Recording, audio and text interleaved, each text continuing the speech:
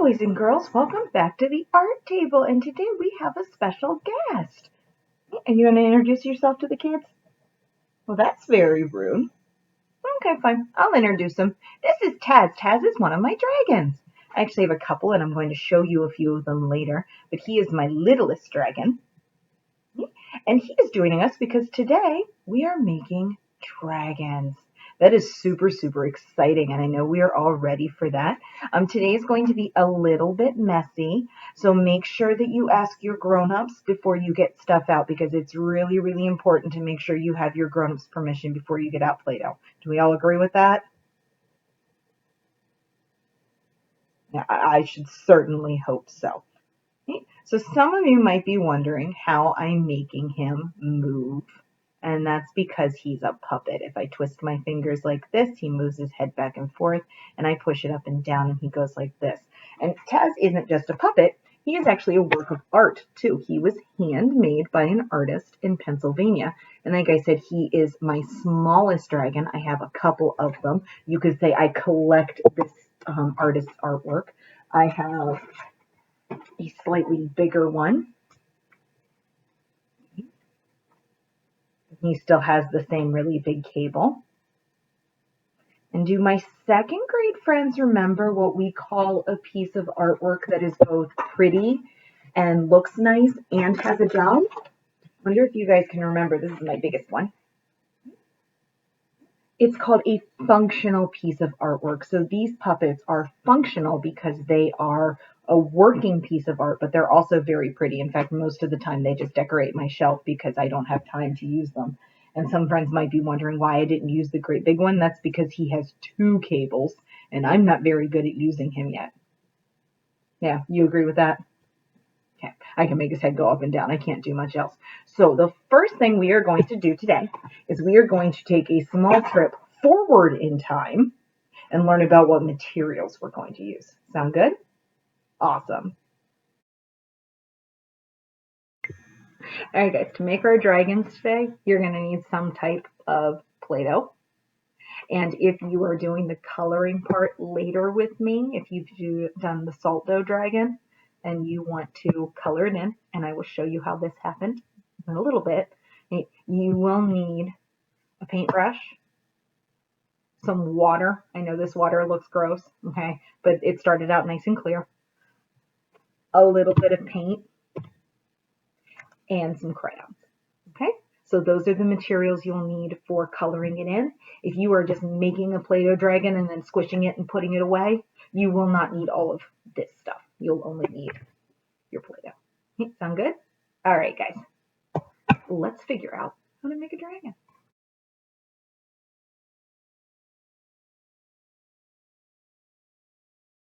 All right, so making a dragon out of clay is what our actual 3rd grade project would be if we were still in the art studio. But since we're not, we are going to use Play-Doh. Now, this is the salt dough that I made in the recipe a little bit ago. You can also use just regular Play-Doh. And actually, regular Play-Doh will harden to a consistency that you can keep for a while if you let it out to dry. I asked my son, who this Play-Doh belongs to, if I could borrow it at least a little bit to show my students how Play-Doh dries and what it looks like when it's dry. And he said, no, Mommy, no use my Play-Doh. So I'm going to put this away, and we are not going to use it. We will use this Play-Doh instead. So let me get this out of the bag, and then we will get started. All right, boys and girls, so I got my Play-Doh out of my bag, or at least most of the way, and I am actually realizing that mine has way too much water in it to be usable. So do you remember when I did that example of how to make Play-Doh and I added just a little bit of extra water to mine?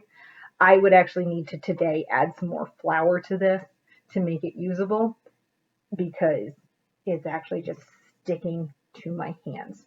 So here is what we are going to do. I'm going to go wash my hands. You should be able to use your salt dough if it's not like, falling apart like this. If yours is, add a little bit more flour to make it less doughy and it'll work for you. I am going to go wash my hands because that's kind of gross. And then I am going to get out some of my old Play-Doh and I will build you a dragon using regular Play-Doh, and then I will put it back in the container so that someone can use it later and I just won't save it. Okay? So you guys could actually save yours out of Play-Doh, but this is not going to work today.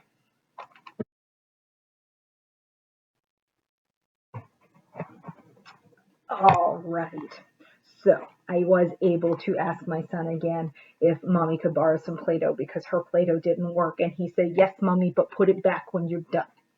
So I will even record myself putting my dragon back in the Play-Doh container when I'm done so that everybody knows I did not steal Play-Doh. I put it back. I borrowed it. I feel like this was a very appropriate shirt for today. Goodness.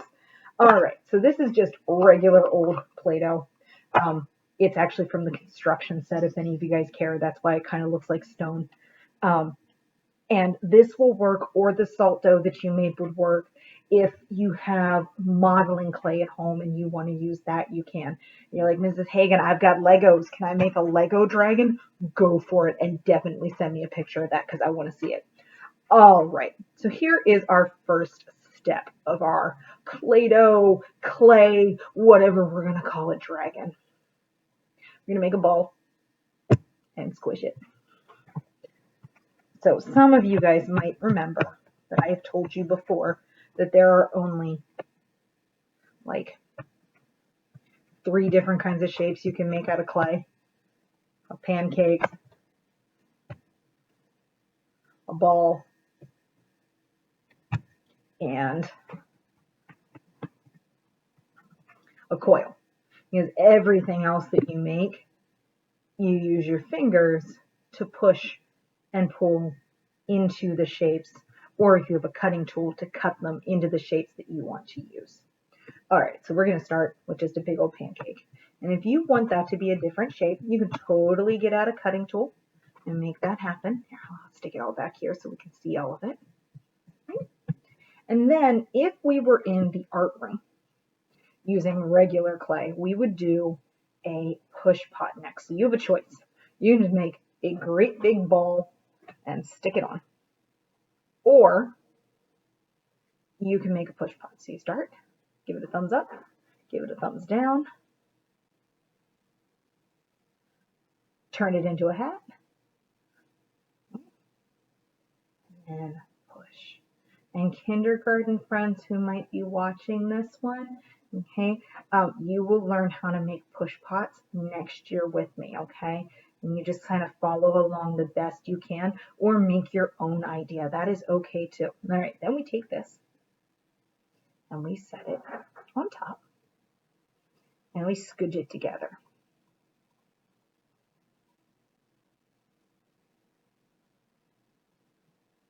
And that is actually going to be the dragon's body.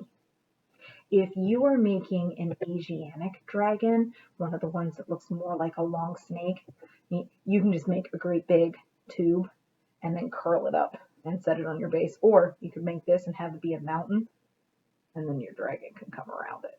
Okay. If you are sticking this out to dry, you're going to want to get a pencil, a crayon, a cutting tool, something, and you're going to want to poke a little hole in the bottom. Actually, I have a paintbrush back here for later. I'll explain that later. Okay. You want to poke a little hole in the bottom just so some air can get in there and help it dry. If we were using regular clay in the art room, we would poke a hole in the bottom so that it didn't blow up in the kiln. As you know, Mrs. Hagen does not like that popcorn sound. All right.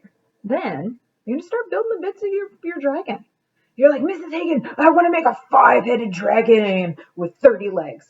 Cool, do it. I want to make a 1-headed dragon with 3 tails. Cool, do it.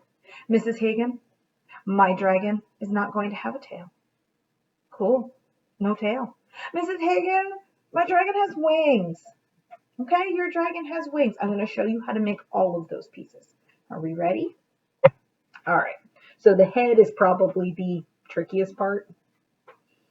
You're going to start with a little ball, roll it into a coil, And then take that coil, fold it, and you've got a head. You can even pinch little horns into it. You can use your nails, push a little nose into it. If you have something to cut your Play-Doh with, you can use that to add other little details. I'm going to give him kind of a little beard. Okay? And then to give mine eyes, I'm just going to poke. All right, so there's my dragon's head. He's going to hang out over there. All right, dragon's neck. Done. Dragon's legs.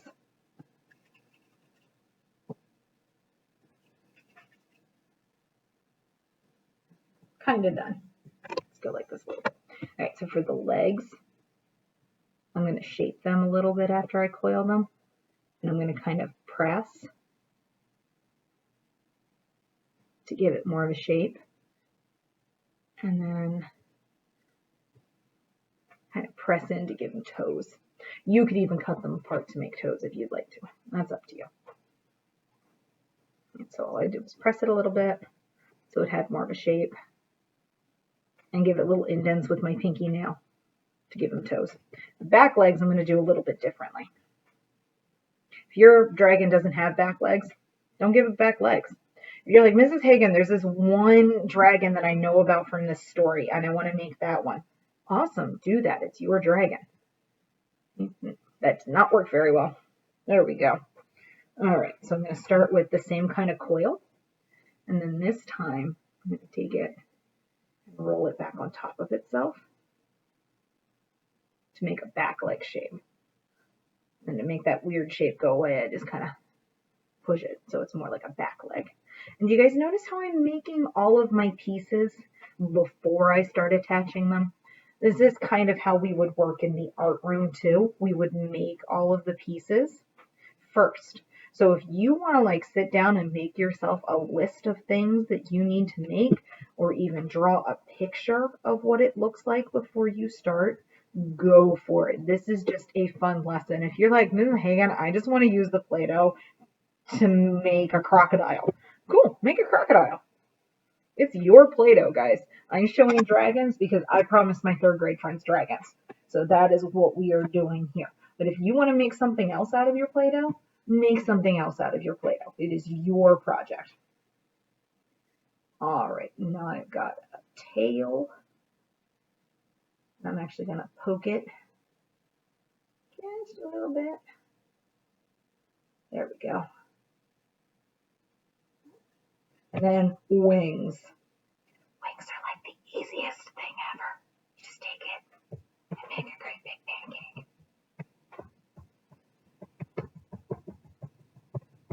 And then I want mine to be like really jaggy.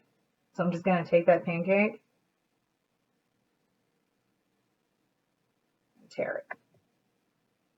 And then look, he's got some jaggy wings. And then I've got some extra Play-Doh to play with if I need to make something else. All right, then you start attaching the bits. And unlike clay in the art studio, we don't have to worry about welding it with that scoring thing. You can just stick it on. And you do kind of want to support it. So if you notice that it's kind of falling over, you're going to want to move it in a way that it is supported, which means that it has something to lean on, or you're putting it against something else. If you realize, hey, that piece is too big, I need to make it smaller, just gently take some off. Because clay is really cool. So is Play-Doh, in that it is both an additive method of sculpture, which means you're adding things to it. Paper sculpture is very additive. You take a piece of paper, you put another piece of paper with it, you add on to make your project. Okay, so clay is additive because you can add pieces, but it is also subtractive, which means that you can take things away. Other methods of sculpture that are subtractive are like wood sculpture or stone sculpture where you're actually starting with a block of something and you're carving stuff out of it to make the sculpture. Clay, like I said before, allows you to do both, which is pretty cool. So my dragon has tail. It'll be easier to do that. There we go. He has a tail and he's got his back legs. Now I'm just sticking his front legs on. And this was made a lot easier, guys, because I made these pieces and then put them on. Yeah, that's why I do it that way. And you'll notice I haven't attached his wings yet because I want to use my fingers and pinch. And I want to give him a ridge along his back. But I wanted to do that after everything was attached, so it was symmetrical the whole way down. And then I just figure out how the wings are going to go. And I put my wings. Oops, I did that upside down. That's okay. Just flip it over. And I put my wings on my dragon. And I have a fun little dragon friend. It's pretty cool, isn't he? Now, if I were allowed to keep him, if my son had said I was allowed to keep the Play-Doh and keep it as an example, I would set him up on a shelf and let him dry. I'm not allowed, I have to put him away. So that is the other really fun thing about Play-Doh is we can make something one day. Hi, do you want to be part of art class today, miss? My kitty's coming to visit. She's making sure I put the Play-Doh away. Hold on a second. Can you say hi? Yeah, it's weird. You can see yourself on the camera. She doesn't like that. All right, so I'm squishing the dragon back in, and then I'm putting the lid on it. So I could make something later with my Play-Doh. Or you can save it. That's up to you. Make sure before you save Play-Doh from the store, the boys and girls, that you ask a grown-up to make sure it's okay. Right? Now we're going to talk about how you can make it different colors, especially if you used the salt dough. Okay, so before I had the fiasco of the salt dough like falling apart in my hands, I actually did make a dragon. Now his poor little head fell off, which is kind of sad, and he is kind of stooped because there was too much water in my salt dough, so it just kind of collapsed a little bit. And I made this guy about a week ago, and he's still a bit wet inside, so he is actually not ready to do this step. His head is completely solid, so I'm going to show you at least on that part what to do. If you want to give your salt dough some color, if you used regular Play-Doh and you use different colors of Play-Doh to make it, you guys don't have to do anything to color your dragon if you don't want to. If you're like, nah, Ms. Hagen, he looks cool like this, he kind of looks like stone. Cool, keep it that way, guys. It's your dragon. If you want to make it colorful, you've got a lot of choices. You could put food coloring in your Play-Doh before you started building with it. That is one option. You can paint it with paint. You can color it in with markers. You could color on it with crayon. You can paint it with watercolors. You have lots and lots of choices. I'm going to do kind of what I was going to do with third grade in the art room with this, which is a technique of making it kind of look like stone. If you want to do this, you can follow along. If you're like, Ms. Hagen, I've got my own idea, you can go ahead and do your own idea. So for this, I am going to grab a crayon that is green. I'm choosing green because I want to make it look like he's a stone dragon with a little bit of moss growing on him. You could do different colors for this. There's no problem at all with that. And all I'm going to do is I'm going to pick some spots to color some moss on my dragon. And if this was completely dry, I would be doing this all over here too. I can't color up here because it's wet up here still. There's a couple spaces down by his tail that are still wet, but I can color a little bit on him to show you what you would do. And you just kind of pick some spaces. Now you could color the whole thing in different colors using crayon and still do the next part of the technique that I'm going to do.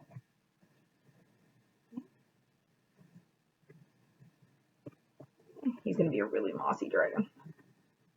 Lots of green. Mostly because this part's fun. It feels kind of cool to color on top of the Play-Doh. All right. Then you are going to need a paintbrush and a paint mixture. All right. So my paint mixture is just some water. And then I added just some washable tempera paint because this is what I have at my house.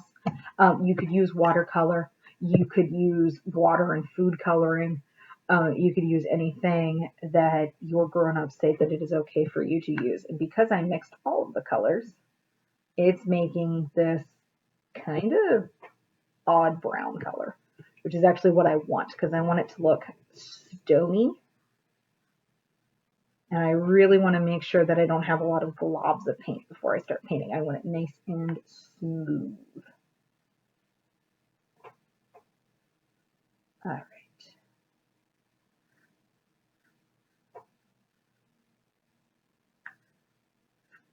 There we go. All right, so then I just dip in the water and I paint on top. And where the Play-Doh has lots of little crevices, the water is going to stick inside it and the paint's going to set. And where it has crayon, it's going to push the paint away. Kind of like when we do crayon resist. And I can do a couple of spaces on the other part of my dragon, but I can't do a lot of spaces. But this will be able to show you just a little bit of the difference. See how in the cracks that water is starting to set? So where it's able to sit like that, it'll dry darker.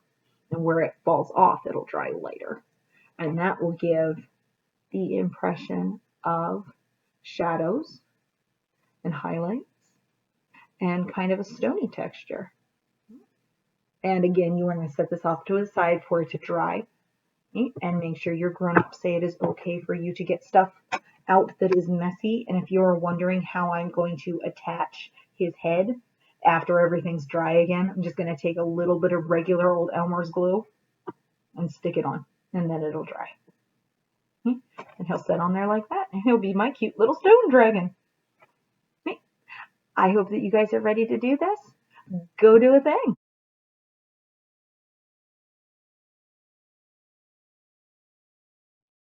All right, boys and girls, so here's some ideas for what dragons could look like on your project. So we have our Asian Pacific dragon. We have one from Latin America and South America. We have one from the Native American and First Nations people, one from England and other parts of Europe, one from Scandinavia or a Viking dragon. Here is one of the dragons from African mythology, and here is one from ancient Greek and ancient Roman mythology, which is pretty cool. So just to give you some ideas that you might want to take from a culture that maybe you share, this could give you some ideas.